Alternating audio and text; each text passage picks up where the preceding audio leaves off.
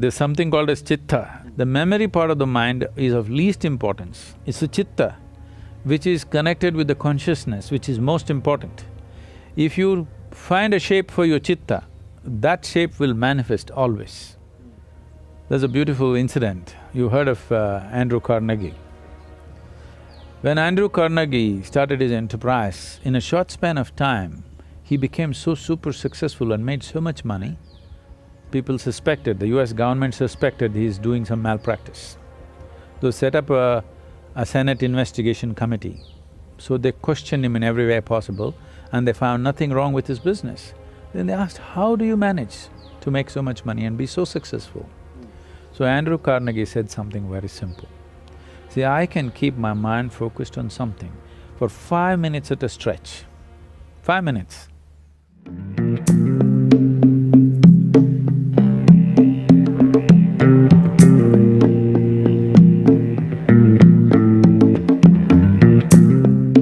If you're not paying attention to what I'm saying, would you know what I'm talking?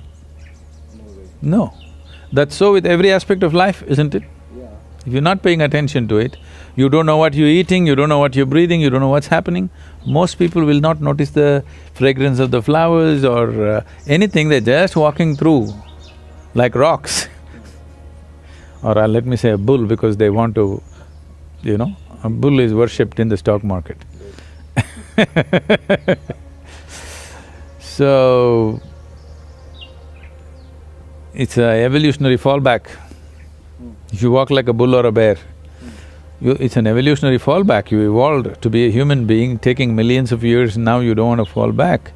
To be human means, what is unique about a human being is, we do the same things what the other animals do. It is just that all that the animal can do, we do the same things, but we can do it consciously.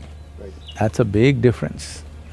And doing anything consciously will not come if you don't have sufficient attention towards things that you do or things that you do not do. Especially things that you do not do, you must have absolute attention towards those, otherwise they'll creep into you.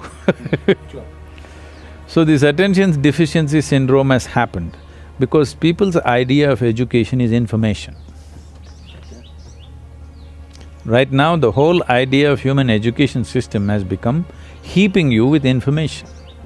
The more information you heap upon on any mind, or let's say starting from childhood, the more he will develop aversion to attention.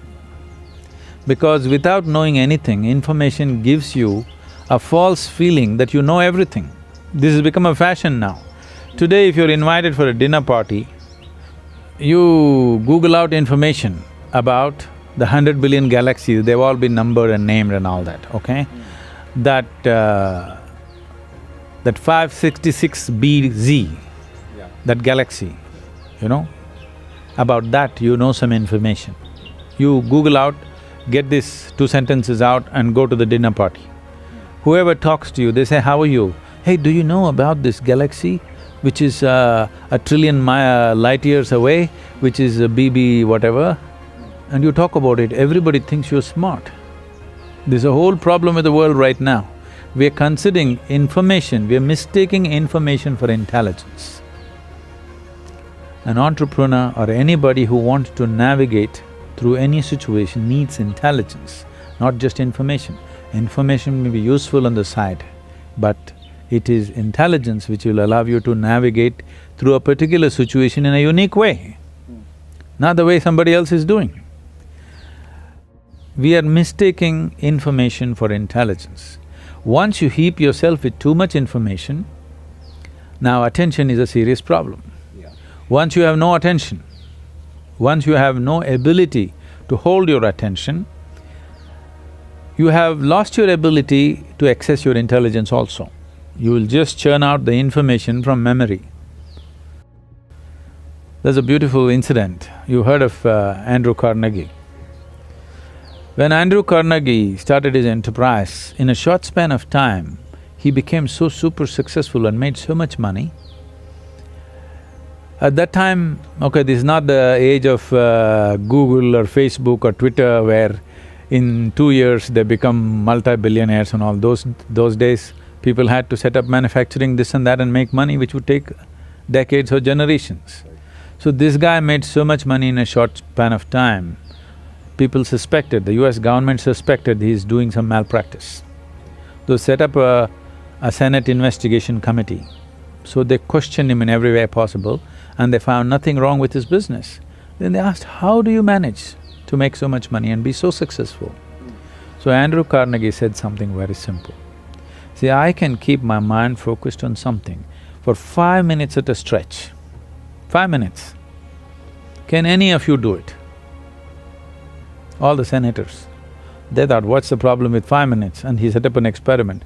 They tried to keep their attention, they couldn't keep it for a few seconds. One moment here, one moment there, this is the fate of most human beings. So then he said, you should not be running United States. So, human ability, there's something called as chitta. There's a different… see, in English language, mind is mind. Largely you're considering the memory part of your mind as mind. In the yogic system, there are 4 main aspects of the mind. I'll not go into the detail, but the memory part of the mind is of least importance. It's the chitta, which is connected with the consciousness, which is most important.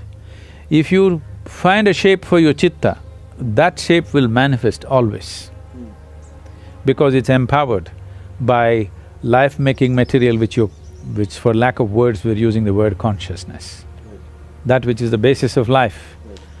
Once your mind is yoked to that, then what shape your mind takes? Mind is like a cloud, you can make it any shape. You can make it godlike, you can make it a devil out of it, you can make a pig out of it, you can make whatever out of it, you know? It's a nebulous thing. So what shape you give to your chitta, it will always manifest in the world because it's empowered by life-making energy behind it. So that is the most important aspect of the mind, not the memory. Memory is important to handle the material aspects. After all, an entrepreneur may be just trying to handle material, it's fine, but I would like an entrepreneur's life to become an exciting adventure, where his process of exploring new possibilities become truly new possibilities in his experience, not just economic possibilities.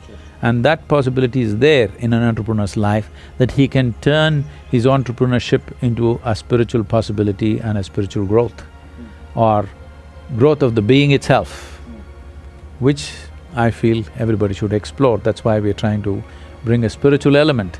Success will come easy more than anything, because success will come easy not because of any magic, simply because you function at your full potential. With more information means something that is not yours, you attach it to your memory and identify yourself with it. The more you do that, the less effective you become. But right now, our whole idea of education is information, and there is internet. A 12-year-old child knows what is the name of the galaxy up there, a trillion light years away, which is not good for him. Because this is not knowledge, this is not of any usefulness, this is only for boastfulness. And above all, it'll take away your ability to pay attention, because the basis of attention is you realize that you do not know even a speck in the universe properly. In its entirety, you do not even know an atom.